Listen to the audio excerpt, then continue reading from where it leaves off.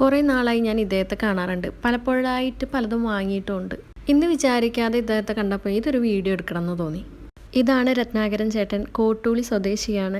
രാവിലെ കച്ചവടത്തിനുള്ള എല്ലാം ഒരുക്കി വെക്കുന്ന തിരക്കിലാട്ടോ. ദൈവങ്ങളെ ഫോട്ടോസ്, വിഗ്രഹങ്ങൾ, പ്രമുഖ നേതാക്കളെ ചിത്രങ്ങൾ, അല്ലാതെ അലങ്കാരത്തിനുള്ള സാധനങ്ങൾ, ബ്രേസ്ലെറ്റ്സ്, മോതിരങ്ങൾ, അങ്ങനെ ഒരുപാട് സാധനങ്ങൾ ഉണ്ടാവാറുണ്ട് കേട്ടോ അദ്ദേഹത്തിൻ്റെ കളക്ഷനിൽ. 10-40 വർഷത്തോളം പ്ലാസ്റ്റിക് മോൾഡിങ്ങും ആ രീതിക്കൊക്കെ ആയിരുന്നു അദ്ദേഹത്തിൻ്റെ ജോലി. അതിനുശേഷം ഇപ്പോൾ അധികം ആയിട്ടില്ല ഇവിടെ ഇങ്ങനെ തുടങ്ങിയിട്ടെന്നാണ് എന്നോട് പറഞ്ഞത്. ഉത്സവങ്ങളില്ലാത്ത ദിവസങ്ങളിലൊക്കെ രാവിലെ ഒരു 10 മണി തൊട്ട് വൈകുന്നേരം 5-5:30 വരെ അദ്ദേഹം ഇവിടെ ഉണ്ടാവും. 80 വയസ്സാണ് കേട്ടോ ഈ അച്ചച്ചന്. ഈ ഒരു പ്രായത്തിനും ഇങ്ങനെ ജോലി ചെയ്യാന്ന് പറയുന്നത് അത്രയും റെസ്പെക്റ്റ് കൊടുക്കേണ്ട ഒരു കാര്യമാണ്. മുൻപൊരിക്കൽ ഞാൻ അദ്ദേഹത്തിൻ്റെ അടുത്തുനിന്ന് ഒരു ബ്രേസ്ലെറ്റ് നോക്കിക്കൊണ്ടിരിക്കുമ്പോൾ അത് പെട്ടെന്ന് പൊട്ടിപ്പോയിട്ടോ. എനിക്ക് ഭയങ്കര വിഷമമായി.